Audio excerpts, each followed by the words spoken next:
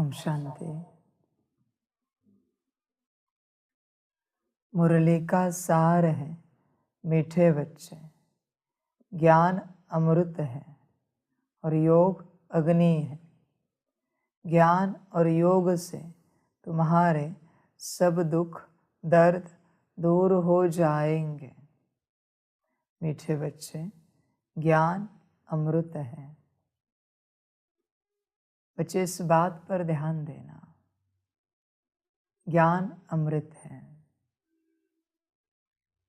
अमृत को प्राशन करते अगर कठिनाई महसूस हो रही है, दुख हो रहा है, दर्द हो रहा है, माना बीमारी उतनी बड़ी है, इस बात पर ध्यान में रखना। बच्चे,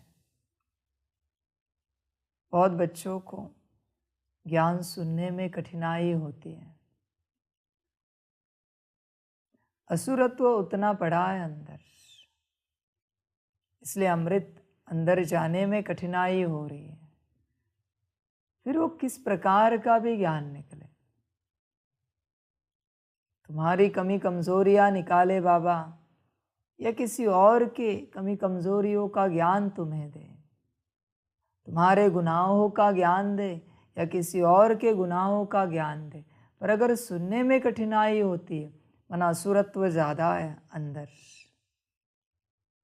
आत्मा आसुरी है। जब आत्मा ब्राह्मण होती है तो उसे अच्छा लगता है, सुनने में आनंद आता है, मजा आता है। ब्राह्मण है ना, ब्रह्म ज्ञान है ये, पर ब्रह्म ज्ञान है, समझ की बात है, बड़ा ज्ञान है। बच्चे, तुम अपने आप को चेक करो, कहीं मुरली में तुम्हें नींद तो नहीं आती, थकान तो नहीं होती, कहीं ये तो नहीं लगता मुरली कब पूरी हो जाए। अगर ये विचार चलते मना अंदर असुरत्व है, चेक करना। अमृत पीने के लिए आत्मा दौड़नी चाहिए, क्योंकि उसी अमृत से अमर बनने वाली है। अमरता है 5000 साल की, मर्जी तुम्हारी कितने वर्षों की अमरता लेनी है, पर अमरता मिलेगी इसी ज्ञान से, अमरत्व मिलेगा इसी ज्ञान से। इसी ज्ञान से असुरत्व समाप्त हो जाएगा। समझ की बातें सभी बच्चे नहीं समझ पाएंगे। जो परवश है, देह अभिमान में है, उन्हें नहीं समझ में आएगा। इसलिए बाप को भी ऐसे बच्चों के सामने बैठना अच्छा लगता है, जो बच्चे नाच रहे हो ज्ञान के लिए, उड़ रहे हो हवा में, अंदर गीत चल रहा है बाबा बाबा का, मेरा बाबा का। ऐसे बच्चों के सम्मुख अमृत का दान करना, पान कराना, प्राशन कराना अच्छा लगता है। बाकी सभा में एक भी असुरत्व वाला बैठा है जिसे कठिन लगता है, तो बाप को ज्ञान देना कठिन लगता है, लगता है कि ना दे। कभी कभी विचार चलता है, फिर ऐसी कैसी सभा मिली मुझे, मेरा कोई भाग्य नहीं है, मेरा कोई दुर्भाग्य भी नहीं है।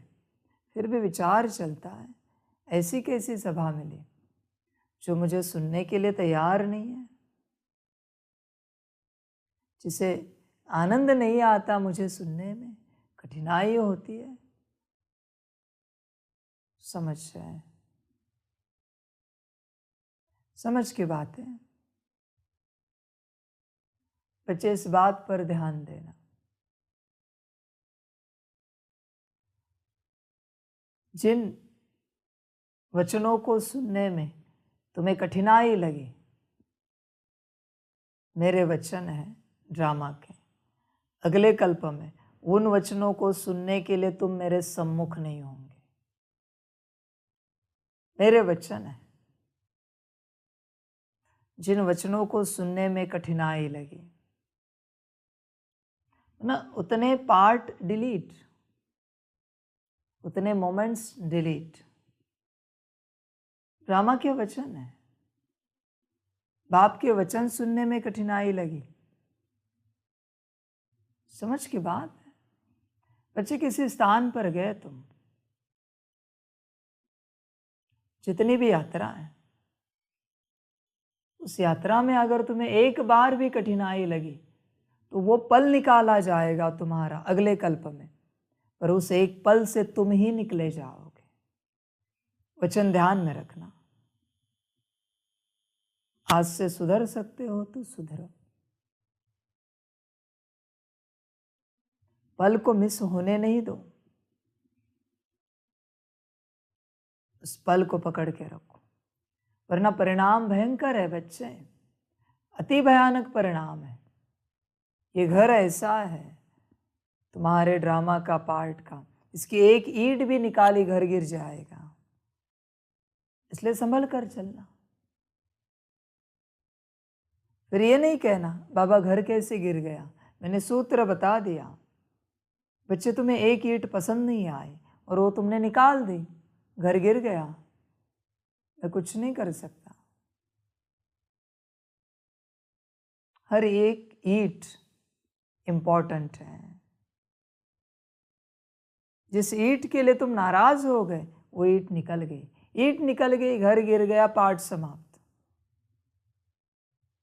सूत्र अलग है। अभी कुछ लगेगा नहीं यहां बैठकर, मैं जानता हूं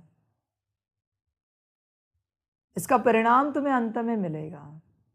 ड्रामा ओवर होने के बाद तुम्हारे सामने आएगा, और अगले कल्प में भी कुछ नहीं लगेगा। क्यों? क्योंकि तुम रहोगे ही नहीं। अगर रहोगे ही नहीं तो लगने की कोई बात ही नहीं आती। आज मेरे सम्मुख जो बच्चे बैठे हैं और दूर जो बच्चे हैं, दूर जो बच्चे, उन्हें शायद कुछ नहीं लग रहा है, पर उन्हें अंत में पता चलेगा कि उन्होंने पिछले कल्प में ऐसा क्या किया कि वो दूर गए, इस कल्प में ऐसा क्या किया कि वो दूर गए। वैसी बात है बच्चे। इसलिए बच्चे ज्ञान को प्राशन करो, अमृत है ये, इसका एक अक्षर भी चूके नहीं, एक अक्षर भी। बच्चे एक अक्षर चूकना भी बड़ा महंगा हो सकता है, मैं बस समझा रहा हूं। मर्जी तुम्हारी, तुम मालिक हो। तो ज्ञान अमृत है, इसी से अमरत्व प्राप्त होता है। इस ज्ञान पर ध्यान देना। किसके वचन है, किसकी आवाज है, ये अगर तुम्हें पता हो तो तुम कान लगाओगे आवाज की तरफ, आंखें उसे ताकती रहेगी जो बात कर रहा है। वो जब तक बैठा है तब तक तुम बैठोगे, उठ के नहीं जाओगे। कोई उठता नहीं, पर उसकी सभा से उठ के जाना उसका अपमान है। अगले कल्प में उस सभा में नहीं होंगे तुम बच्चे। मैं अभी तुम्हें समझानी दे रहा हूं ताकि ये ना लगे बाबा ने समझानी नहीं दी। जिस सभा से तुम उठे हो उस सभा में अगले कल्प में तुम नहीं होंगे, इसे मैं भी अभी नहीं बदल सकता। ये हो चुका है और उसकी सजा भी मिलेगी ऊपर। यहाँ का भी भाग्य गया, ऊपर सजा भी है और अगले कल्प का नुकसान भी है। इसलिए बच्चे 3 में चलता है ड्रामा, ध्यान में रखना। प्राप्ति पदम गुणा में चलती है, इसलिए संभल कर चलना, ध्यान में रखना। प्रेसिडेंट प्राइम मिनिस्टर की सभा से डायरेक्ट उठ सकते हैं, तो बाबा कहते यहां से कैसे उठ सकते हैं? मैं बैठा हुआ अभी भी चेयर पर, रॉयल फैमिली में सभा चल रही, उठ सकते हैं कोई, सर कलम कर देंगे।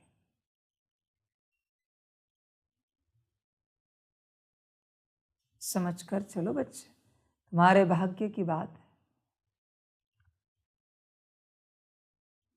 अंत में हिसाब देगा धर्मराज। मैं कुछ नहीं कर पाऊंगा, मेरे हाथ में कुछ नहीं, मैं बस ज्ञान दे रहा हूं, निमित्त मात्र, और कुछ भी नहीं। जैसे ड्रामा दिलवा रहा है वैसे दे रहा हूं, लेते जाओ। एक एक अक्षर उद्धार करेगा, एक एक अक्षर कितने बीमारियों को दूर करेगा तुम भी नहीं जानते। इसलिए बच्चे, ज्ञान अमृत पर ध्यान दो। और योग अग्नि है, योग अग्नि है, उसे सदा प्रज्वलित रखना। याद कायम रहे बच्चे, याद कभी ना भूले। एक बार तुम सांस लेना भूल जाओ, मंजूर है, पर याद ना भूले। एक बार तुम अन्न खाना भूल जाओ, मंजूर है, पर याद ना भूले। एक बार तुम नींद करना भूल जाओ, पर याद कभी ना भूले। ध्यान में रखना, तुम जो कुछ कर रहे हो ये सब ये बाहर ही है, शरीर के लिए, याद आत्मा के लिए।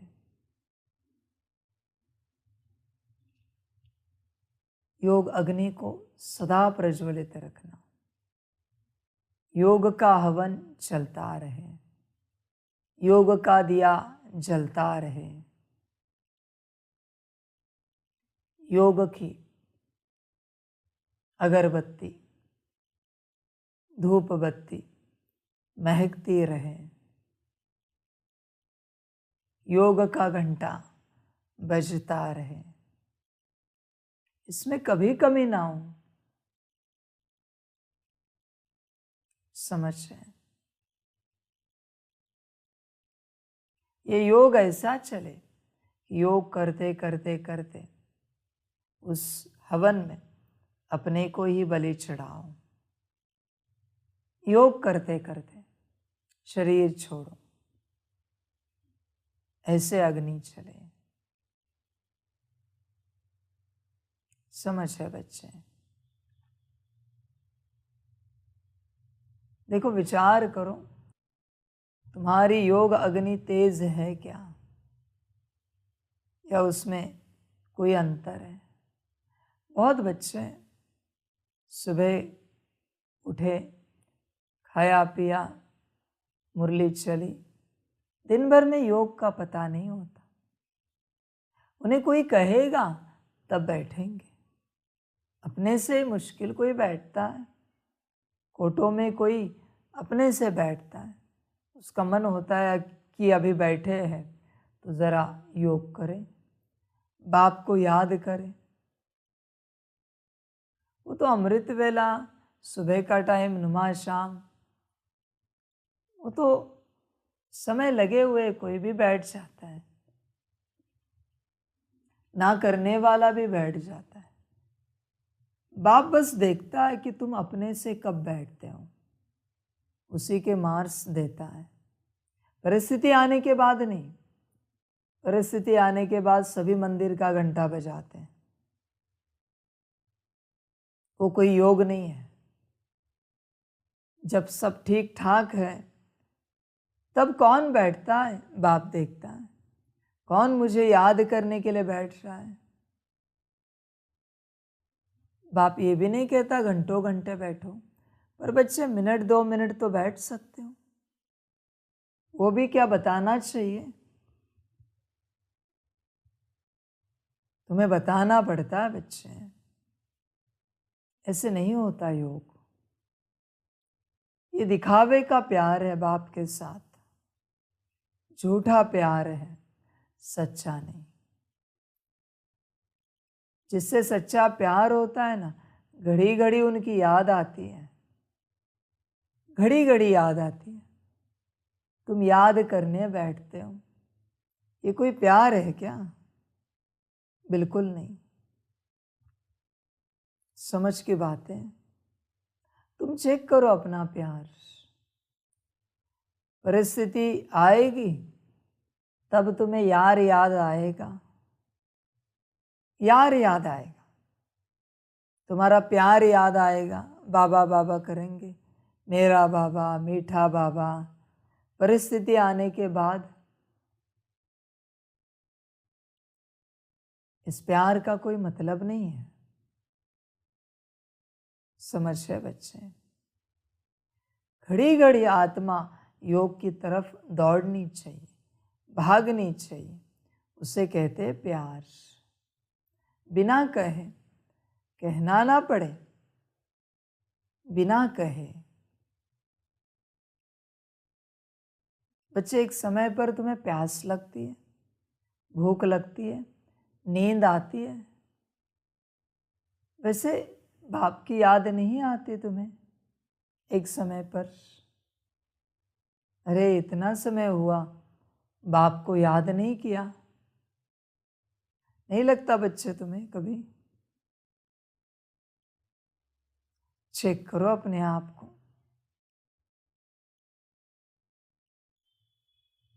योग अग्नि है। ज्ञान और योग से तुम्हारे सब दुख दर्द दूर हो जाएंगे। दुख दर्द दूर करने का और कोई उपाय नहीं है सिवाय ज्ञान योग के। कुछ भी करो, सभी टेम्पररी दवाइयाँ हैं। यही एक परमानेंट दवाई है जिससे सब ठीक हो जाएगा, सब ठीक होगा। इसलिए बाप कहता है 10 बार मुरली करो, 8 घंटा बाप को याद करो। बच्चे, कल को अगर तुम्हें पता चले, संकल्प नहीं कट कर, कल तुम शरीर छोड़ने वाले हो, तो आज करोगे ना?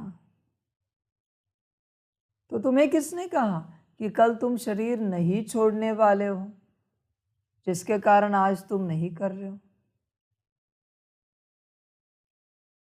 चेक करो अपने आप को। बच्चे चेक करो।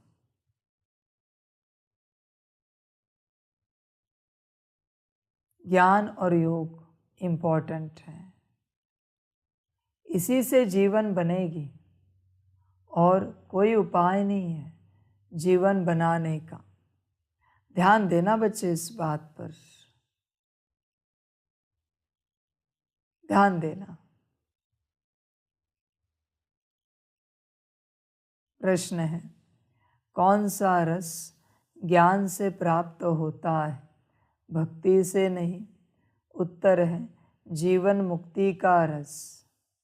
भक्ति से किसी को भी जीवन मुक्ति का रस नहीं मिल सकता। बाप जब आते हैं तो बच्चों को जो डायरेक्शन देते वही ज्ञान है। उसी पर चलने से स्वर्ग की राजाई मिल जाती है। समझे बच्चे? कौन से ज्ञान की तुम राह देख रहे हो? बाप जब आते हैं और बच्चों को डायरेक्शन देते हैं, वही तो ज्ञान है। बाकी कौन से ज्ञान की राह देख रहे हो, प्रतीक्षा कर रहे हो? कभी बाप बच्चे को कहता है, बच्चे कुर्सी यहाँ लगाओ। वो कुर्सी वहां लगाने से तुम्हारा क्या उद्धार होगा तुम नहीं जानते, पर तुम कहते हो बच्चे यहाँ ठीक है बाबा, यहाँ ठीक है बाबा, वहां क्यों लगाए? ऐसी बात है, इसी में तुम नापास हो जाते हो। और कभी कभी लगा भी देते हो कुर्सी, पर दिल से नहीं लगाते। उसमें भी आधे पास आधे नापास हो गए। समझ की बात है। वो कहते ना उसे वर पास, वैसी बात हुई। और कोई लगाते ही नहीं, नापास हो गए। कोई है दिल से लगाते, फुल पास हो गए। बच्चे, तुम्हारी जो डायरेक्शन है, जो बाप दे रहा है तुम्हें, वही ज्ञान है। इससे अलग कोई ज्ञान नहीं है। बाप के मुख से निकलने वाला हर अक्षर ज्ञान है, हर महावाक्य ज्ञान है। तुम किस ज्ञान की राह देख रहे हो? समझ रहे? देखो बच्चे, ध्यान में रखना, अगर बाप को तुम्हें समझाना पड़े तो तुमसे बड़ा बदनसीब कोई नहीं। कोई नहीं। उपयोग नहीं ज्ञान में चलकर बच्चे, क्योंकि बाप को समझाना पड़ा तुम्हें। और अगर तुम बाप और बाप के वचनों को समझ जाओ डायरेक्ट, बाप ने तीखे वचन कहे या मीठे कहे, पर तुम समझ गए कि इसमें ही तुम्हारी भलाई है, तो तुमसे बड़ा खुश नसीब कोई नहीं। दिल को अगर दुख हुआ वचन सुनकर, बदनसीब हो। सुख मिला, खुश नसीब हो। किसी को इंजेक्शन लगाने से दुख होता है, बदनसीब है। कोई सुखी होता है, सोचता है अच्छा हुआ दवाई गई शरीर के अंदर, इतने से दर्द की क्या बात है, पर इतनी ऊंची दवाई गई शरीर के अंदर, अभी शरीर ठीक होगा। वो दर्द को नहीं देखेगा, वो दवाई को देखेगा। कोई होता है बड़े ऑपरेशन को भी नहीं देखता, पेट फाड़ देते, पर देखता है जान बच गई शरीर की ऑपरेशन करने से। वही बात है बच्चे। इसलिए बच्चे, बाबा हमेशा कहता है बाप को समझो। बाप को समझेंगे तो आगे बढ़ने में मजा है, वरना नहीं मजा, कोई मजा नहीं। समझ रहे? तुम्हें डायरेक्शन भी समझ में नहीं आएगी, ज्ञान भी नहीं समझ में आएगा, तुम योग भी नहीं लगाओगे। समझ की बात है। समझ सकते हो तो समझो। गीत है भोलेनाथ से निराला। ओम शांति। बच्चों का भोला बाबा बच्चों प्रति समझा रहे हैं। इसको कहा जाता है शिव भोला बाबा। हमेशा शिव को बाबा कहा जाता है। कोई चित्र देखे व न देखे, परंतु याद करते हैं शिव भोलानाथ। शंकर व विष्णु व ब्रह्मा को भोलानाथ नहीं कहेंगे। भोला अक्षर कहने से मनुष्यों की बुद्धि में निराकार शिव बाबा का ही चित्र आता है। अब तुम बच्चे प्रैक्टिकल में जानते हो। अब भोलानाथ बाबा कहने से भक्ति मार्ग वालों का कोई मुख मीठा नहीं होता है। भल कितनी भी महिमा करते रहे, मुख मीठा नहीं होगा। अभी तुम बच्चे शिव बाबा को याद करते हो। शिव भोलानाथ बाबा कहने से मुख मीठा हो जाता है। शिव बाबा हमको पढ़ाकर स्वर्ग का मालिक बनाते हैं। बाबा कहने से बच्चों को प्रॉपर्टी भी ज़रूर याद पड़ती है।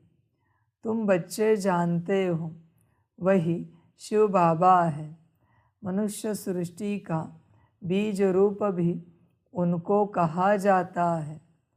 झाड़ का एक ही बीज होता है, तो मनुष्य सृष्टि रूपी झाड़ का भी वह एक बीज है, जिससे फिर मनुष्य सृष्टि रची जाती है। क्योंकि बाप हो गया ना, बाकी सब हुए उनके बच्चे। भक्तों का भगवान बाप एक है। भक्त याद करते हैं भगवान को, परंतु पूरा जानते नहीं हैं। यह भी ड्रामा में नूंद है। बच्चों को इस ज्ञान और योग बल से सदा सुखी बनाए मैं छिप जाता हूँ। ज्ञान सागर भी एक ही है, जैसे वह पानी का सागर भी एक ही है। उनको बांटा गया है, यह इंडिया का सागर, यह फलाने का सागर। वास्तव में सागर एक ही है। सतयुग में इस सागर को बांट नहीं सकते। एक ही सागर रहता है, जिसके तुम मालिक बनने वाले हो। वहाँ इतने खंड थोड़े ही रहते, एक बाप की एक राजधानी रहती है। इसी भारत पर वर्ल्ड ऑलमाइटी अथॉरिटी का एक ही राज्य था।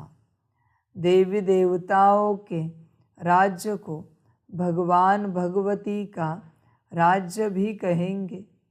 विलायत वाले गॉड गॉडेज कहते हैं, परंतु जानते नहीं हैं कि वह कब राज्य करते थे, कैसे राज्य पाया। ज्ञान सागर एक बाप है, वही ज्ञान से सबकी सद्गति करते हैं। अब तुम बच्चे जानते हो, हमारे सामने ज्ञान सागर बैठा है। उनसे ज्ञान गंगाएं निकल सारे विश्व को सद्गति देती है। इसको ज्ञान अमृत भी कहते हैं। अमृत शब्द से ही फिर पुजारी लोग चरण धोकर वह अमृत बनाए पीते हैं। वास्तव में उसको अमृत नहीं कहा जाता। आजकल दवाइयों का भी नाम अमृत रखा है, जिससे सब दुख दूर होते हैं। वह भी बात नहीं है। यह तो बाप बैठ बच्चों को योग सिखाते हैं। योग को अमृत नहीं कहा जाता। योग अग्नि से तुम्हारी सब बीमारियां 21 जन्मों के लिए दूर होंगी। इस जन्म की नहीं, इसमें तो अंत तक भोगते रहेंगे। यह है योग की बात। बाप कहते हैं, योग लगाओ तो तुम्हारी सब बीमारियां नष्ट होंगी, फिर कब बीमार होंगे ही नहीं। तुम पुरुषार्थ करते हो, बाप से हेल्थ वेल्थ लेने लिए, वहाँ कोई बीमारी होती नहीं। मैं तुमको ऐसे कर्म सिखलाता हूँ जो कभी बीमारी होगी ही नहीं। कहते हैं व्यास भगवान ने शास्त्र बनाए, परंतु यह तो सब ड्रामा में नूंद है। नाम पड़ गया है व्यास का। यह है बना बनाया ड्रामा। जो भी तुमने देखा वह सब ड्रामा में नूंद है। अनादि बना बनाया है, यह बदल नहीं सकता। भक्ति मार्ग द्वापर से प्रारंभ हो जाता है। भल कोई कितनी भी भक्ति करे, शास्त्र पढ़े, परंतु वापस नहीं जा सकता। सतो प्रधान से तमो प्रधान में ज़रूर आना है। इस कर्म क्षेत्र से बाहर कोई जा नहीं सकता। तुम जानते हो, हम सो सतो प्रधान थे, अब हम सो तमो प्रधान बने हैं। ड्रामा अनुसार बनना ही है। भक्ति मार्ग में रात शुरू हो अंधियारा हो जाता है। पहले इतना अंधियारा नहीं होता है जितना अभी है। रात को भी पहले सतो प्रधान फिर सतो रजो तमो कहा जाता है। धीरे धीरे कला कमती होते होते घोर अंधियारा हो जाता है। अभी सृष्टि पर बेहद का ग्रहण लगा है। एकदम घोर अंधियारा है। इस चंद्रमा की बात नहीं, यह सारे विश्व की बात है। रावण का ग्रहण लगा हुआ है। द्वापर से लेकर सारे विश्व को ग्रहण लगना शुरू होता है। थोड़ा थोड़ा लगता जाता है। 2500 वर्ष लगता है, जबकि अंत में भारत बिल्कुल ही काला हो जाता है। अभी है बिल्कुल घोर अंधियारा। घोर सोझरा अर्थात दिन बनाने वाला है बाप। पतित को पावन बनाने वाला है बाप। माया रावण फिर रात घोर अंधियारा बनाती है। भक्ति करते भगवान को याद करते ही आते हैं। भगवान भगवान को तो याद नहीं करेंगे। सर्वव्यापी के ज्ञान वालों को समझाना चाहिए, गॉड फादर इज़ वन। वह है मनुष्य सृष्टि का बीज रूप, बाकी सब है रचना। रचना की ऐसी महिमा कभी हो नहीं सकती। अगर कोई आत्मा सो परमात्मा कहे तो उनकी महिमा गाई नहीं जा सकती। गायन उस एक बाप का ही है। वह पतित पावन मनुष्य सृष्टि का बीज रूप सत्य है, चैतन्य है, आनंद का सागर, ज्ञान का सागर है। कोई भी मनुष्य की यह महिमा हो नहीं सकती। ज्ञान से जीवन मुक्ति का रस 1 सेकंड में आ जाता है।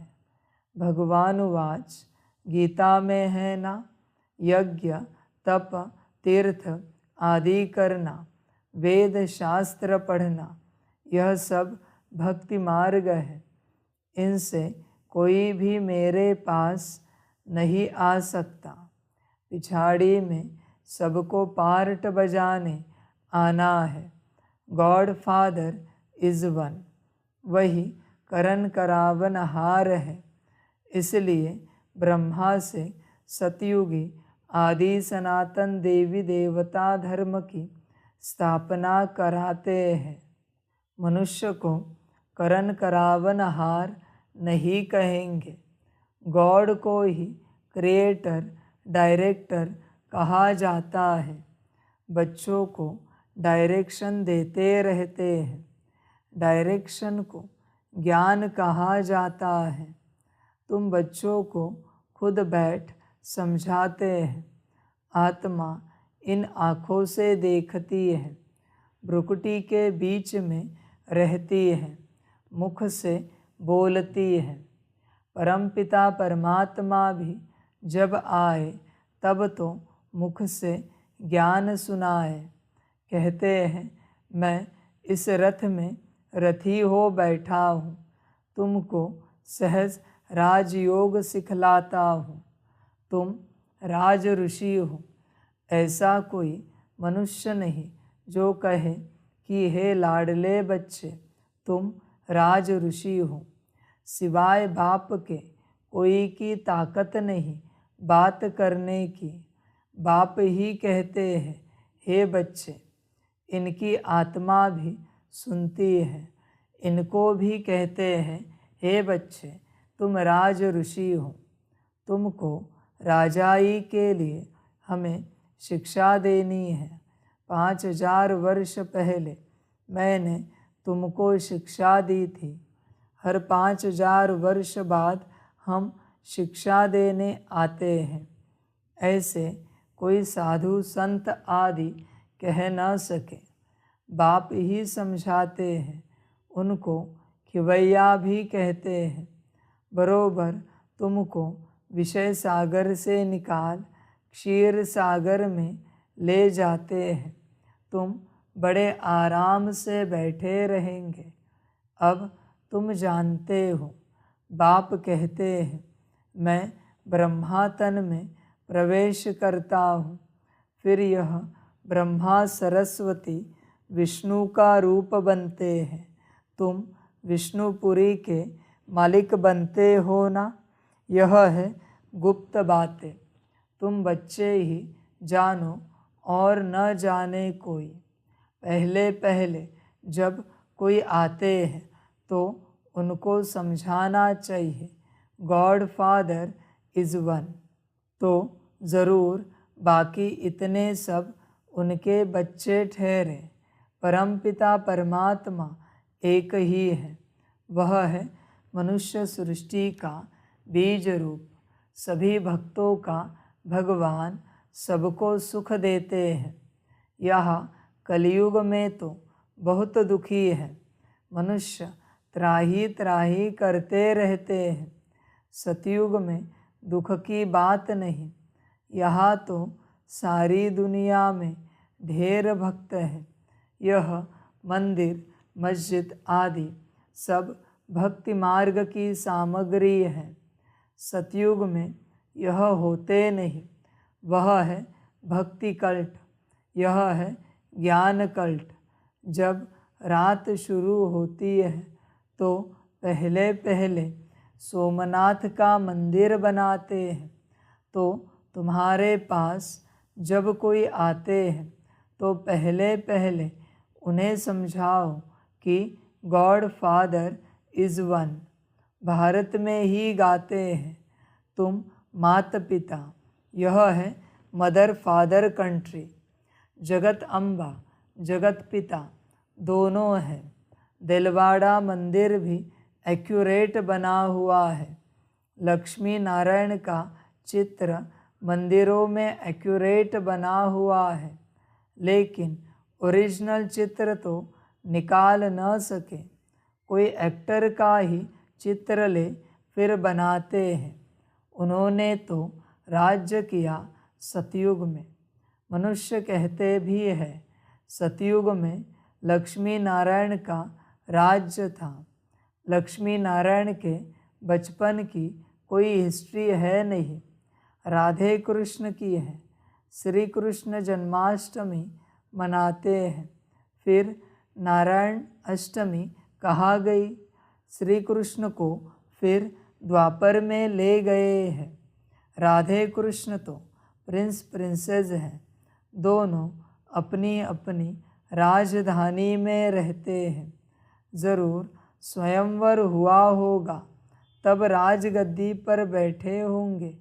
राधे कृष्ण का राज्य तो है नहीं।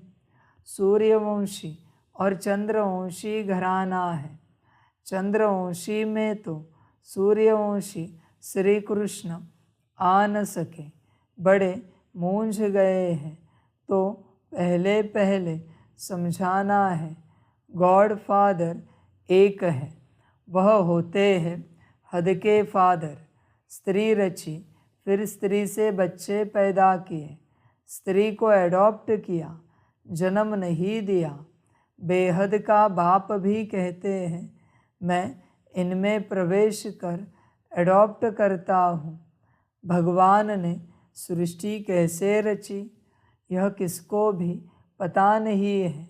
ऐसे नहीं कि प्रलय हो जाती फिर सागर में पत्ते पर आते हैं। अगर ऐसा है तो अकेला श्री कृष्ण कैसे सृष्टि रचेगा?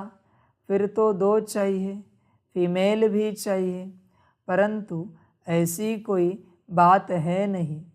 बाप कहते हैं, मैं अडॉप्ट करता हूँ। तुम सब कहते हो, बाबा हम आपकी मुखवंशावली है। मैं इस मुख का आधार लेता हूँ। कहता हूँ, हे बच्चे, तुम भी कहते हो, हे शिव बाबा हम आपके बच्चे थे, फिर बने हैं। बाप कहते हैं, तुम बच्चों के लिए मैंने वैकुंठ की सौगात लाई है। तुम यहाँ बैठे हो स्वर्ग का मालिक बनने लिए। यह राजयोग है, राजाई स्थापन हो रही है।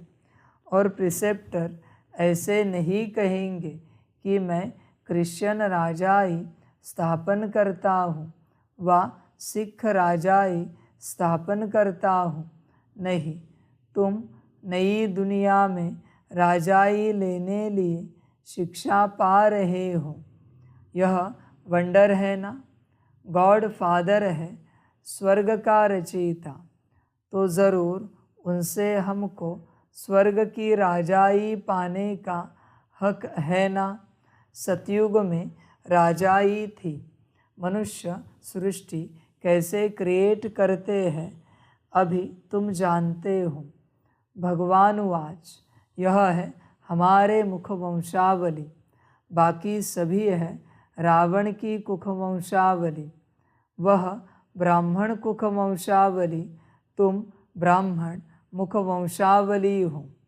तुम समझा सकते हो, ब्रह्मा की औलाद ज़रूर ब्राह्मण ठहरे ना। ब्रह्मा है प्रजापिता ब्रह्मा, तो उनकी संतान भी ब्राह्मण ठहरे। ब्राह्मण के बच्चे ब्राह्मण होते हैं ना। तुम हो ब्रह्मा की सच्ची औलाद ब्राह्मण। ब्राह्मण है सबसे ऊंच। ब्राह्मणों को चोटी में रखा जाता है। जैसे ऊंचते ऊंच भगवान शिव बाबा को त्रिमूर्ति से उड़ा दिया है, वैसे ऊंचते ऊंच ब्राह्मणों को भी चोटी से उड़ा दिया है। विराट रूप में ब्राह्मणों को नहीं दिखाते हैं, सिर्फ कहते हैं देवता, क्षत्रिय, वैश्य, शूद्र। पहले पहले तुम ब्राह्मण हो। तुम कितनी भारी सेवा करते हो। ऊंचते ऊंच भगवान, फिर उनसे पैदा किए हुए तुम बच्चे हो। शिव बाबा तो नई सृष्टि पर आते नहीं, तुम आते हो। शिव बाबा कहते हैं, मैं तुमको राज्य देता हूँ, फिर मेरा नाम ही गुम हो जाता है, मैं छिप जाता हूँ। मैंने क्या किया, कैसे सृष्टि रची, यह कोई नहीं जानते। अब नया कोई आता है तो जास्ती माथा नहीं मारना है। पहले पहले परिचय देना है बाप का, वह है स्वर्ग का रचयिता। देवताएं स्वर्ग के मालिक थे, फिर 84 जन्म लेते लेते अब वह शूद्र वर्ण में है, फिर उनको ब्राह्मण बनाते हैं। वर्ण भी है ना, विराट रूप का चित्र भी है। ब्राह्मणों की चोटी के आगे शिव भी ज़रूर देना है। जैसे त्रिमूर्ति पर शिव दिखाते हैं, वैसे ब्राह्मणों के ऊपर भी शिव दिखाना है। समझाना है शिव बाबा ब्रह्मा द्वारा ब्राह्मण बनाते हैं, वह फिर ब्राह्मण सो देवता, सो क्षत्रिय, सो वैश्य, शूद्र बनते हैं। पहले पहले तो कोई को भी अल्फ ही समझाना है। वह बाप इस ब्रह्मा द्वारा सृष्टि रचते हैं तो सब भाई बहन हो जाते। शिव की संतान तो सब आत्माएं है ही। फिर मनुष्य सृष्टि रची जाती है तो पहले पहले ब्रह्मा, सरस्वती, ब्राह्मण, फिर देवता, क्षत्रिय बनते हैं। ऐसे यह मनुष्य सृष्टि का झाड़ वृद्धि को पाता है। उसी बाप को सब भूले हुए हैं। देखो बाप दादा कितना क्लियर कर समझाते हैं, बच्चों को भी सीखना है। अच्छा, मीठे मीठे सिकिलदे बच्चों प्रति माता पिता बाप दादा का याद प्यार और गुड मॉर्निंग। रूहानी बाप की रूहानी बच्चों को नमस्ते।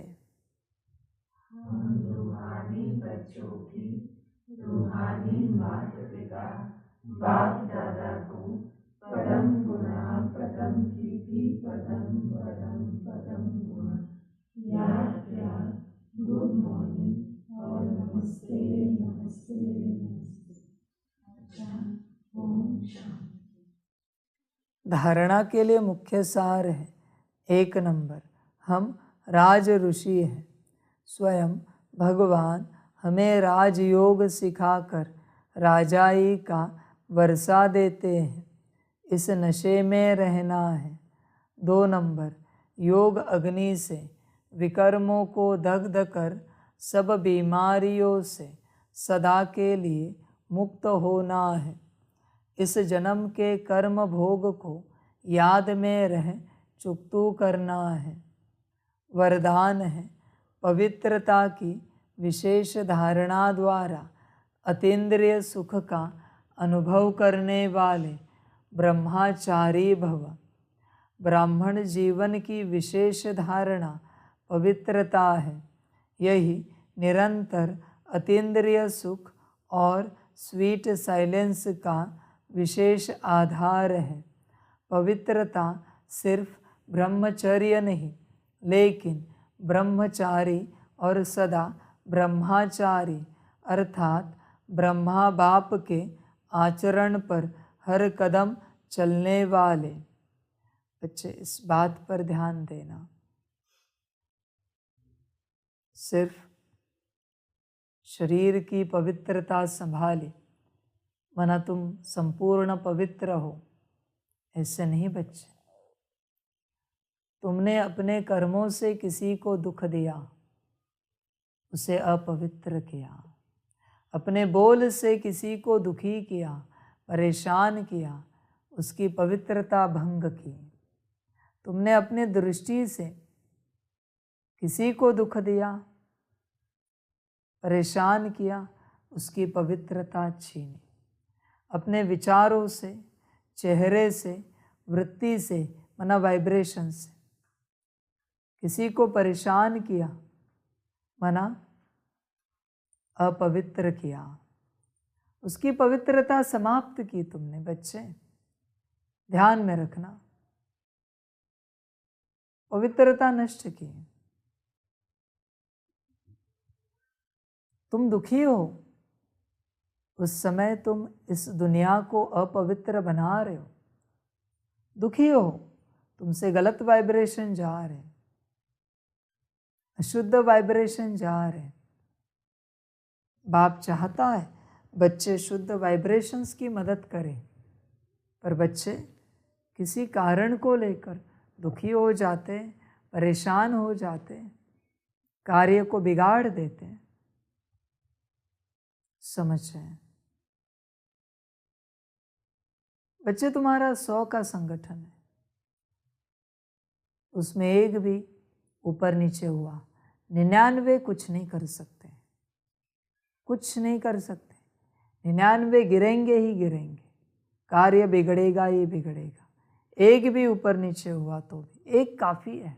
कलयुग है, कोई सतयुग नहीं है कि एक की स्थिति हो तो सबकी स्थिति बनेगी। नहीं बच्चे, कलयुग है। एक की स्थिति बिगड़ गई तो 99 की बिगाड़ देगा वो। कलयुग है। सभी अगर एक संकल्प में चले, एक समान चले, सबसे पहली धारणा है कुछ भी हो जाए खुशी नहीं जाए, मुस्कुराता हुआ चेहरा रहे, खुशी कायम रहे, सबसे पहली धारणा है। खुशी गई, एक भी उदास हुआ, खलास संगठन, सबका बल समाप्त। एक ईंट निकली, घर गिर गया, काफ़ी है एक। फिर वो अपने कमरे में हो, हॉल में हो, पब्लिक प्लेस में हो, कहाँ पर भी हो, एक काफ़ी है, क्योंकि कॉर्ड जुड़ी हुई है। समझ की बात है। कभी कोई दुखी होते दुनिया में, सबके सामने रो नहीं सकते, बाथरूम में जाके रोते हैं। पर बच्चे, उसका प्रभाव आ रहा है तुम्हारे फैमिली पर। तुम ये नहीं समझना प्रभाव नहीं आएगा। तुम गिरा रहे हो, कार्य को बिगाड़ रहे हो। ध्यान देना इस बात पर। पवित्रता मना सुख देना, शांति देना, खुशी देना। होगी तो देंगे ना। समझे? काम विकार में ना जाना, ये तो बेसिक पवित्रता है। शरीर से दूर रहना, ये बेसिक पवित्रता है। पर मुख्य पवित्रता है वाइब्रेशंस की, वृत्ति की, विचार की, दृष्टि की, बोल की, कर्म की। दूसरों को शांति देने की, सुख देने की, आनंद खुशी देने की मुख्य पवित्रता है। इसलिए बाबा कहते हैं चेहरा हमेशा खुश मिजाज हो। देखो बच्चे, तुम्हारे चेहरे से किसी की खुशी छीनी जाती है या किसी को खुशी मिलती है? बाप भी तुम्हारा चेहरा देखकर ऊपर से परेशान होता है, क्या करे इस बच्चे को पता नहीं।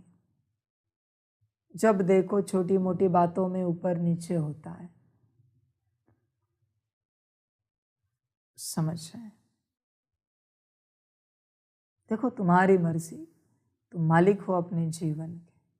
और बच्चे ध्यान में रखना, तुम अपने जीवन के मालिक हो और बाप सृष्टि का मालिक है।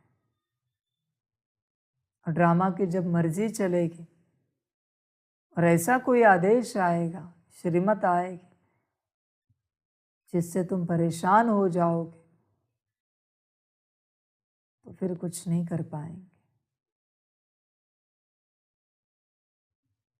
इसलिए बच्चे संभल कर चलना, समझ कर चलना, ध्यान देना। संकल्प, बोल और कर्म रूपी कदम ब्रह्मा बाप के कदम ऊपर कदम हो। ऐसे जो ब्रह्माचारी है उनका चेहरा और चलन सदा ही अंतर्मुखी और अतीन्द्रिय सुख की अनुभूति कराएगा। स्लोगन है, सेवा में त्रिकालदर्शी का सेंस और रूहानियत का इसेंस भरने वाले ही सर्विसेबल है। अच्छा, ओम शांति। सभी बच्चों के लिए माता पिता, बाप दादा और शिव बाप की तरफ से टोली स्वीकार हो। टोली खाओ और सदा सबको सुख, शांति और खुशी देते रहो। अच्छा, ओम शांति।